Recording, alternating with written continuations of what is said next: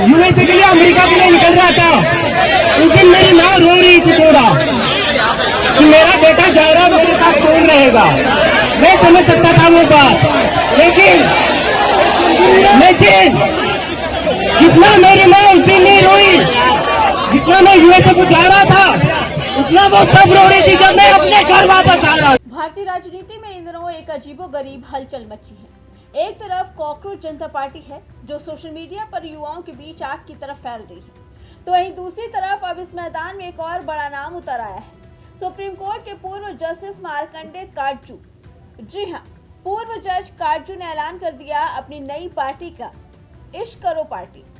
सुनने में ये किसी मजाक या फिल्मी नाम जैसा लग सकता है, लेकिन उनका दावा है कि ये भारत की सबसे बड़ी समस्याओं का समाधान है। क्या है ये इश्क करो पार्टी? क्या ये कॉकरोच जनता पार्टी को टक्कर देने आई है? और क्यों काटजू ने राजनीति में इश्क का नारा दिया? कॉकरोच जनता पार्टी की चर्चा के बीच भारत में नए राजनीतिक दल की दस्तक होने जा रही है। सुप्रीम कोर्ट के पूर्व जज मार्कंडे काटजू ने इश्क करो पार्टी की शुरुआत का ऐलान किया।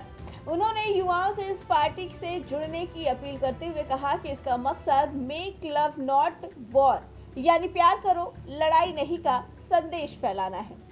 मार्कंडे काटजू ने सोशल मीडिया प्लेटफॉर्म एक्स पर पोस्ट करते हुए कहा कि जो लोग इश्क करो पार्टी से जुड़ना चाहते हैं वे ईमेल के जरिए संपर्क कर सकते हैं। उन्होंने खुद इस पार्टी का संरक्षक बताया। मार्कंडे काटजू अक्सर अपने बेबाक बयानों के लिए जाने जाते हैं, लेकिन इस बार उन्होंने सीधे तौर पर एक राजनीतिक मंच बनाने का कदम उठा लिया। उन्होंने अपने आधिकारिक एक्स हैंडल पर युवाओं को संदेश दिया कि वे इस पार्टी से जुड़े। पार्टी का नारा है मेक लव नॉट वॉर, यानी प्यार करो लड़ाई नहीं। पूर्व जज ने बड़ी सफाई से एक बात स्पष्ट कर दी, इसे मजाक न समझे। उनका कहना है कि भारत आज गरीबी, बेरोजगारी, कुपोषण और सांप्रदायिक नफरत जैसी गंभीर चुनौतियों का सामना कर रहा है। काटजू के मुताबिक इन समस्याओं को सिर्फ प्यार के जरिए ही सुलझाया जा सकता है।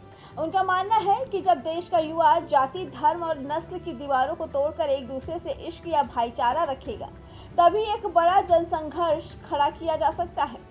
काटजू ने कॉकरोच जनता पार्टी के तौर तरीकों पर निशाना साधा है। उन्होंने सीजेपी के संस्थापक को बेवकूफ तक कह दिया क्योंकि वे शिक्षा मंत्री के इस्तीफे की मांग कर रहे हैं।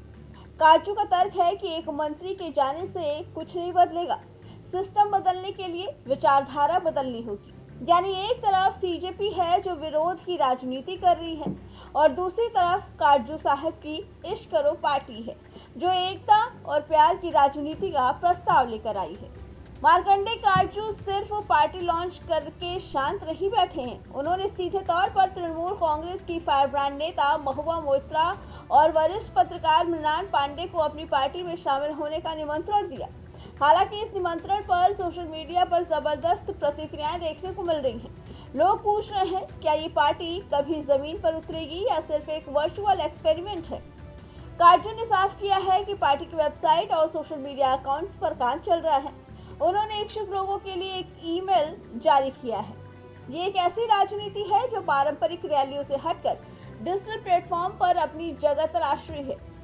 काटजू के अनुसार इश्क का मतलब सिर्फ रोमांस नहीं बल्कि हमदर्दी है। वे कहते हैं कि जब तक हम अपने पड़ोसी के दुख को अपना नहीं समझेंगे तब तक देश की तरक्की संभव नहीं है। ये एक दार्शनिक सोच है जिसे उन्होंने राजनीतिक चोला पहनाने की कोशिश की। काटजू की इश्क करो पार्टी हो या कॉकरोच जनता पार्टी, ये साफ है कि भारत के युवाओं में मुख्यधारा की राजनीति के प्रति असंतोष है। कुछ लोग नया, कुछ लोग और कुछ बेबाक सुनना चाहते हैं। इश्क करो पार्टी कितनी सफल होगी ये तो वक्त ही बताएगा, लेकिन इसने देश में बहस का एक नया मुद्दा जरूर छेड़ दिया है। इस बारे में आपका क्या कहना है, हमें कमेंट करके जरूर बताइए। Bureau report, prime TV.